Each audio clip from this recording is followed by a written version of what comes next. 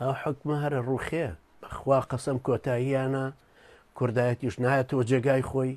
هیچ فکر و فەلسفەیەکیش نییە ببێ بە بەدیلی ئەم ئیسلامە ئەو ئیسلامەش ڕایانە ماڵەیە بە حەول و قووەتی خوا بەڵام سەبری لەسەر بگرین پشوو درێژ بین تیا بەدیلیش غەیری ئیسلام نابێ لەو کوردستانێ بەڵام من وەسیەتم بۆ گەنجەکان ئەوەیە زمان بەبرینی خۆتان نابێنن پشوو درێژ بن باش پەروەردە بن حتاوەکو لەسەر منهەج و ئەمیرێک کۆ نەبینەوە ناتوانین ئەم ئیشانە بکەین نەڕۆی باوەڕە دوو ئابێکەوە تفەنگچێتی جیهادەکەیە هەشت سوورەت هاتبوو خوارەوە ئەنج سوورەتە جیهادەکە فەرز بوو ئەبێ ئەم ئینسانە ئەوەندە قایم دابڕێژرێ بزانە ڕەفتار لەگەڵ خوای پەروەردگارەکە بزانێ ئەوانەی بەرامبەر مرتەد و کافرن کە چەکی هەڵگر ڕۆژێ لە ڕۆژان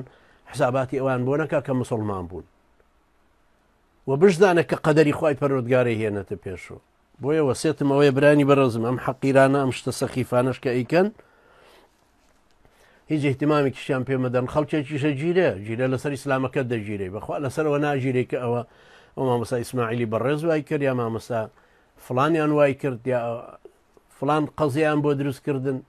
هەموو حەقارەتی خۆیان هەموو نواند و هەمومان بینین و